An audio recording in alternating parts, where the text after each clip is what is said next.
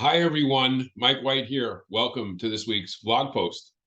Well, we're into August and we're dealing with the back to school march in many parts of the country. Kids have already started back to school. They're starting back to school this week, next week. In fact, I've got clients who don't start back to school until the middle of September. But the reality of it is, back to school is always an important time of the year. Parents are trying to reacclimate the children into the back to school schedule. We're dealing with the pressure of getting them ready and getting them prepared, as well as those who have already started and getting all the things they need to execute their school year. And one of the things that becomes relevant very quickly is that back to school can also create some challenges. And while school is hectic, the possible functional obsolescence of people's homes, the lack of bedroom space, the lack of bathroom space, even the location of that property can all become issues. So it's really important that you stay on top of understanding that the clients that you have that are parents, the past clients that you've had that are parents, the realtors that you work with who have either people who are looking now or have bought in the past, who had children or small children or may have changed schools, all of those people become opportunities to have conversations because maybe we need another bedroom, we need another bathroom. Sharing bedrooms no longer functions. The physical location of the house no longer is useful. And so having a different home in a different location, a different format of house, a larger house, whatever, may be well worth whatever the price may be for them to leave where they are and go to where they need to be. And before you dismiss that as not being, practical, what do you think the value is to a family who has a 3-bedroom, 1-bath house with 2 small kids and both parents who work, dealing with the busiest 9 square feet of their lives, which is the 9 square feet outside that 1 bathroom on a school day? What's it worth to have that second bathroom or third bathroom or bedroom or a different location? And the answer is it may be worth a lot more to those parents than you think. And to be honest with you, those people may have bought that house years ago. They've got a boatload of equity in that house. So what they would be selling for and what they'd be putting down into the new house and what those payments might look like may be well worth the price. So the other thing that I wanted to bring up this week is, again, we talk about data. The inflation data that came out this week shows that inflation has come down a little bit, still over 8%, but at least it's not in the nines any longer, which is, again, it's nice to have that inflation drop into the 8% range, but still unacceptable. And it puts people, most average families, in a position where they're losing money every day.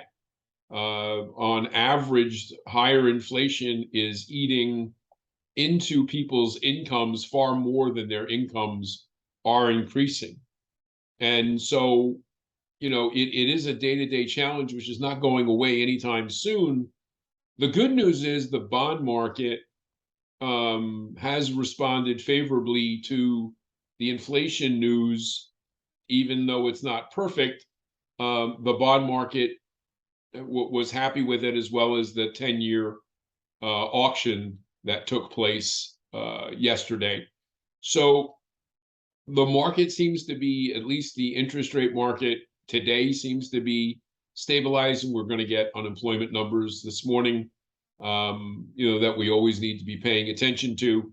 But the reality of this is, home ownership is still a key thing. Locking in the price of that house, locking in that monthly payment become very important because home prices continue to rise. Now, the rate is not as high as it was last year. It's retreated off the all-time highs, but still, appreciation rates are significant.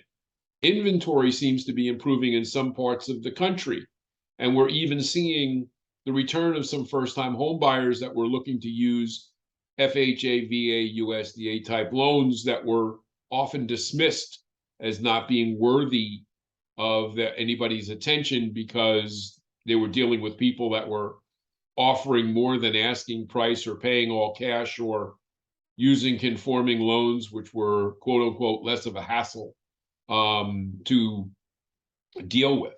So that appreciation is a little bit slower, but the prices are still going higher. And even with today's interest rates, comparing the payments versus what's happening with rents, and rents continue to be on fire, it is really incredible that in many parts of the country, owning is still a better deal than renting. And by buying that house, you're locking in the price of that home and you're locking in your principal and interest payment, which can't be said for somebody who's renting, who's paying 100% interest on a 1-year balloon. For those sitting on the sidelines and waiting for the home prices to crash, like people have been talking about, you may have a very long wait. We're at a 23-year low in mortgage delinquencies.